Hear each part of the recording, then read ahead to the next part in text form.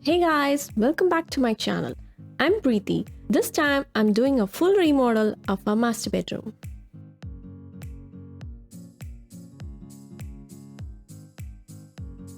Welcome to our master bedroom. I'm going to renovate this whole room with an accent wall, new sliding door, new paint, new side tables, and a new headboard.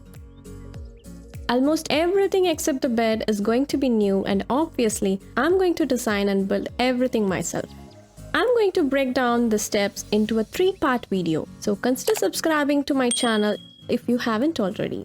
In this video, I will show you how to do an accent wall with shiplap boards. But before we get into the shopping mood, let's discuss design. This is the blank wall I'm going to work on today.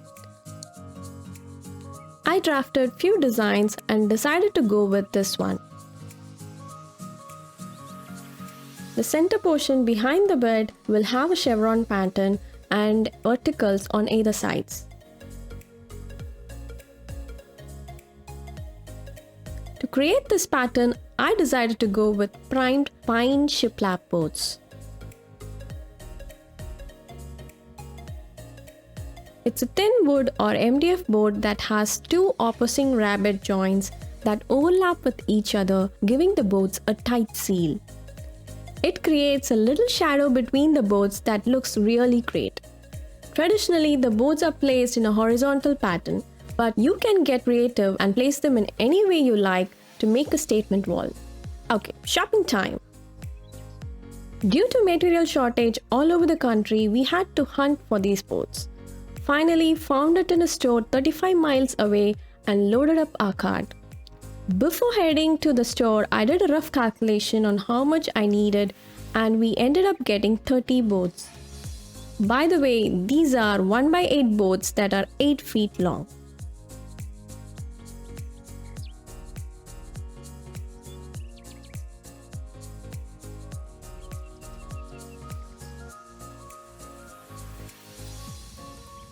Before boarding up the wall, you need to decide how you want to mount them. If it's a simple horizontal pattern, you can simply nail through the drywall directly into the wall studs. But if the pattern is a little complex like this, you have two options.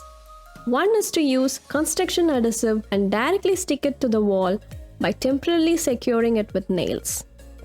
Second is to run wood framing that is screwed to the wall studs, and shiplap boards are mounted on top of these framing. This way, you get the flexibility to nail anywhere there is wood backing. I choose the latter option because with the adhesive, if we want to remove the shiplap in future, the drywall would get damaged and have to be replaced. Anyway, for this framing, I'm using 1/2 inch thick plywood. I bought 4 numbers of 2x8 plywood boards. Then I cut them with a circular saw. Enjoy some fast-forwarded cutting shots, and then I will tell you how I planned the framing.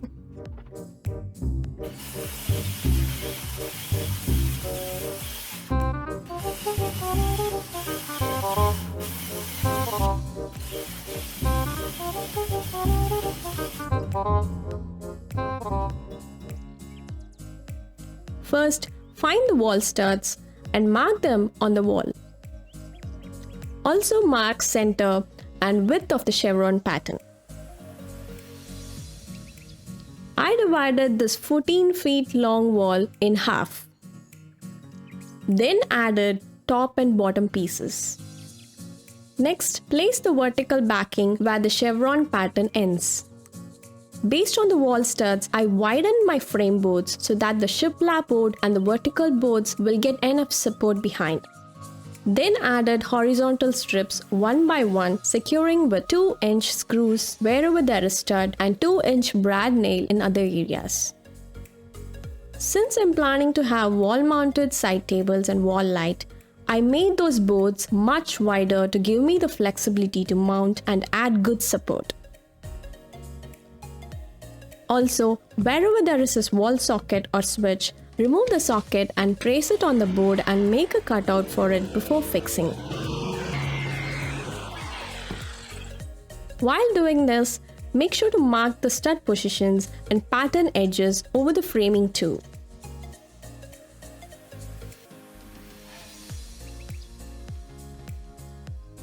There is a little trick for cutting this pattern.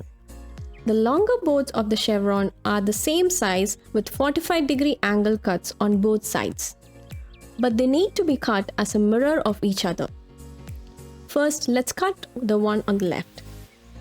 Set miter saw to 45 degrees and place the board like so. Good side should face up and this bottom rabbet faces you. First, make a 45-degree cut to remove the edge off. Then measure the length and cut the other angle end. Since this is going to be a repetitive cut, I made a stop block with some scrap wood.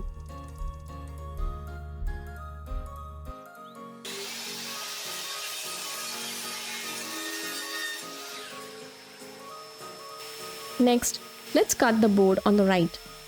This time, flip the board. The underside of the shiplap should face up, and the bottom rabbet should be on the other side. Cut 45 degree to remove the edge off. Then using the stop block measurement, cut the other angle end. Now you have two boards in the same size but mirrored cuts. Just to be sure, I installed the first set of chevron boards on the wall. First, I installed a wood strip on the bottom that is on perfect level. This will act as my guide and reference. Later I will remove it. Now use the wall center line and chevron edge line that was marked before as reference and position the boards.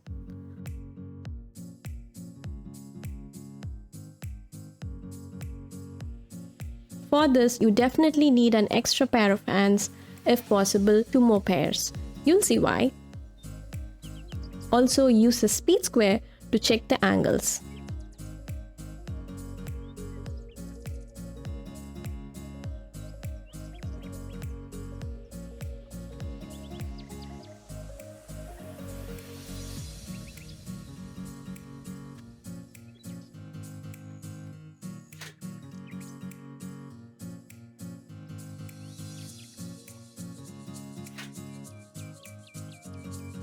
The top edge of the boards on either side should be at the same height from the wood strip at bottom.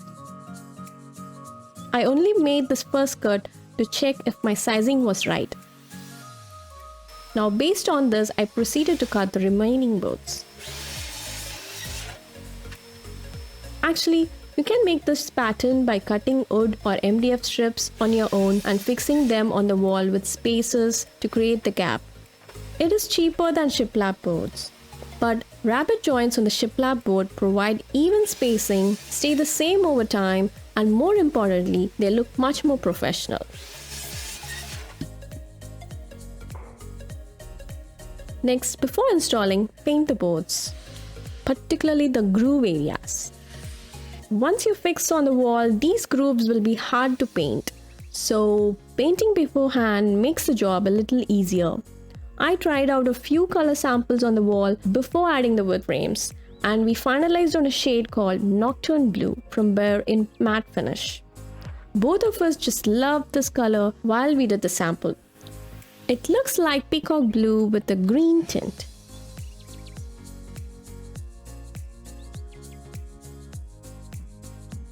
Once dry, I started to install them on the wall. First, I removed the bottom guide strip and started by installing the first verticals on either side.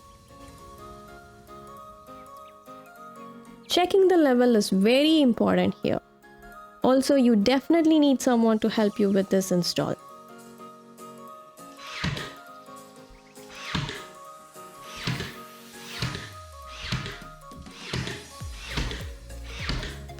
Once you mount the first board on perfect level, rest will be easy and the rabbet joints will perfectly sit with equal spacing.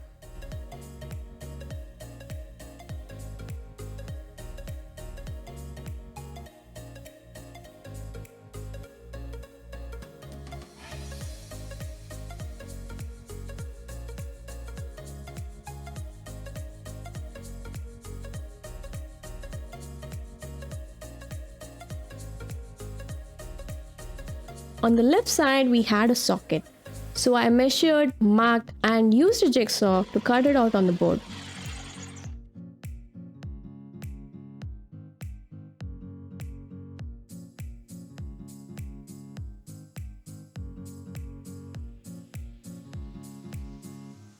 The end boards have to be cut to size, so I will do it last. Next, I place the chevron pieces.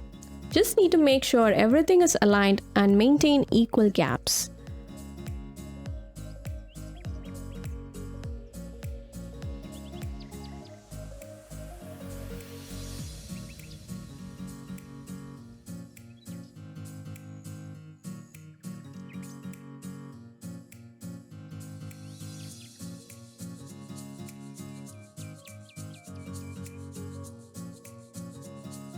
After you get to the top, you have to pretty much measure and cut each and every piece one by one. Same thing goes for the bottom. I moved my miter saw into the room so that I do not have to run down to my workshop for every cut. This took me a whole day even though I had help from Naveen.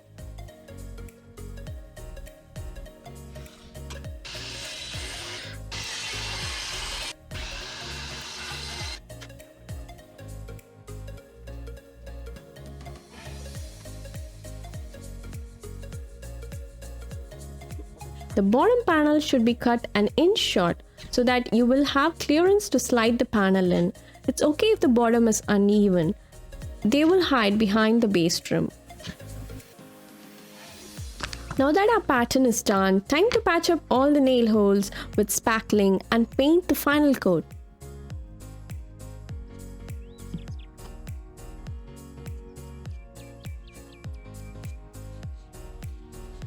Finally, add the base trim and socket wall plate.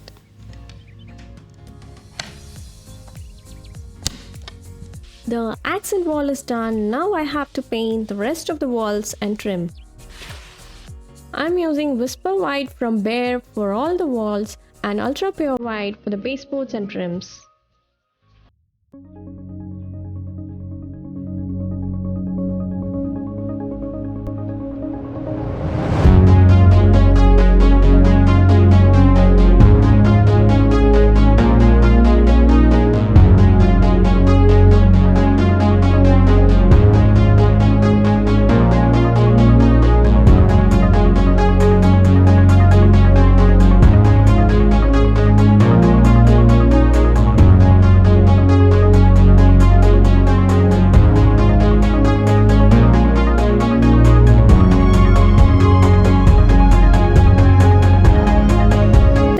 Comment section below.